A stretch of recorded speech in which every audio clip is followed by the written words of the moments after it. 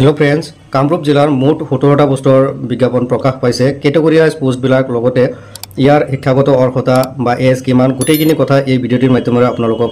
জনাম তো ফ্ৰেন্ডছ ভিডিঅ'টি হেলৈকে চাই থাকিবলৈ নাপাহৰিব প্ৰথমতে আপোনালোকক দেখাম যে আপোনালোকে চাব এটি হল কামৰূপ জিলাৰ চৰকাৰী চাকৰিৰ নোটিফিকেশন তো এই নোটিফিকেশনটো চাওক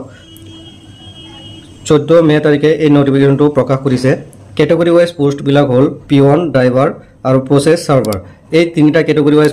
पोस्टर विज्ञापन प्रकाश करिছে पियनत मुठ खाली पदर संख्या 11টা ड्राइवर पोस्टत मुठ खाली पदर संख्या 2টা और प्रोसेस सार्वर पोस्टत मुठ खाली पदर संख्या 2টা कैटेगरी वाइज पोस्ट बिलाक साले यार इलिजिबिलिटी एतिया साम यार इलिजिबिलिटी शिक्षागत अर्हता की लागे लगते आपनालोके केनेকৈ एप्लाई करिब गुटेइखिनि কথা এই ভিডিওটিৰ মাধ্যমেৰে জনাম यार एप्लिकेशन डेट और यार लास्ट डेट आपनालोके चाब यार सबमिशन एप्लिकेशन 16/5 अर्थात 16 मे পৰা स्टार्ट হৈছে আৰু অহা 31 मे লৈকে চলি থাকিব 31 मे 5টা বজালৈকে এই এপ্লিকেশন প্ৰক্ৰিয়া চলি থাকিব আপোনালোকে কেনেকৈ এপ্লাই কৰিব হেতু আপোনালোকক দেখুৱাম यार eligibility criteria category wise eligibility criteria बिलाक हल पियन पोस्टर कारणे मिनिमाम 8 पास হ'ব লাগিব আৰু ड्राइवर पोस्टर कारणे मिनिमाम मेट्रिक पास হ'ব লাগিব एसएसएलसी এই দুটা ক্যাটাগরি যদি আপোনালোকে আছে আপোনালোকে এপ্লাই কৰিব পাৰিব 3 নম্বৰ পোষ্ট হল প্रोसेस সাৰ্ভাৰ ইয়াৰ কাৰণে শিক্ষাগত অৰ্হতা লাগিব minimum graduate pass official language Assamese থাকিব লাগিব फ्रेंड्स এতিয়া চাম আপোনালোকে কেনেকৈ এপ্লাই কৰিব আৰু ইয়াৰ কাৰণে কি ডকুমেন্টস লাগিব ডকুমেন্টস বুলি ক'লে চাওক আপোনালোকৰ বায়োডাটা লগতে স্ট্যান্ডাৰ্ড ফৰ্ম বায়োডাটা বুলি ক'লে স্ট্যান্ডাৰ্ড ফৰ্ম ফিল আপ কৰিব লাগিব ইয়াৰ লগতে আপোনালোকৰ এডুকেশনাল কোৱালিফিকেশন ক্যাটাগৰি ওয়াইজ যেনেকৈ আপুনি যদি পিয়ন পোষ্টত এপ্লাই কৰে মিনিমাম কোৱালিফিকেশন থাকিব লাগিব এসএস মিনিমাম কোৱালিফিকেশন থাকিব লাগিব 8 পাস তো 8 পাসৰ যিমান ডকুমেন্টস আছে 8 পাসৰ ডকুমেন্টছৰ লগতে আপোনাৰ ভোটাৰ আইডি ফটো দিব লাগিব recent 4 copy passport size photo দিব লাগিব আৰু এপ্লিকেশন উইথ এপ্লিকেশন ফৰ্ম বুলি ক'লে আপুনি স্ট্যান্ডাৰ্ড ফৰ্ম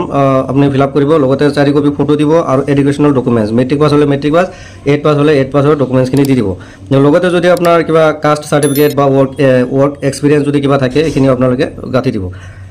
তো এনেকৈ আপোনালোকে এই ডকুমেন্ট এখিনি এপ্লাই কৰোতে এখিনি ডকুমেন্টস লাগিব ইয়াৰ পিছত চাব যে আপোনালোকে কেনেকৈ এপ্লাই কৰিব বা ক'ত এপ্লাই কৰিব এইখিনি পোষ্টৰ কাৰণে এপ্লাই কৰিব হলে অফলাইন মোডত এপ্লাই কৰিব লাগিব বাই পোষ্টৰ জৰিয়তে অথবা আপুনি নিজে গৈ সাবমিট কৰিব পাৰিব ক'ত সাবমিট কৰিব এটো হল district Kamrup district office district session and জাজ কামৰূপ মেট্ৰো তাতে গৈ কামৰূপ জিলাৰ ডিস্ট্ৰিক্ট সেশন জাজ অফিসত গৈ আপোনালোকে সাবমিশন কৰিব পাৰিব এটো অফিস আছে গুৱাহাটী পান বজাৰ নিয়াৰ দিঘালী পুখুৰী ডিস্ট্ৰিক্ট সেশন জাজ অফিসত গৈ আপোনালোকে অৰ্থাৎ গুৱাহাটী হাইকোৰ্ট বুলি ক'ব পাৰি গুৱাহাটী হাইকোৰ্টত গৈ আপোনালোকে সাবমিশন কৰিব পাৰিব নিজে গৈ সাবমিশন কৰিব পাৰিব অথবা বাই পোষ্টৰ জৰিয়তে আপোনালোকে অহা 31 তাৰিখৰ ভিতৰত সাবমিশন কৰিব পাৰিব ইয়াৰ পিছত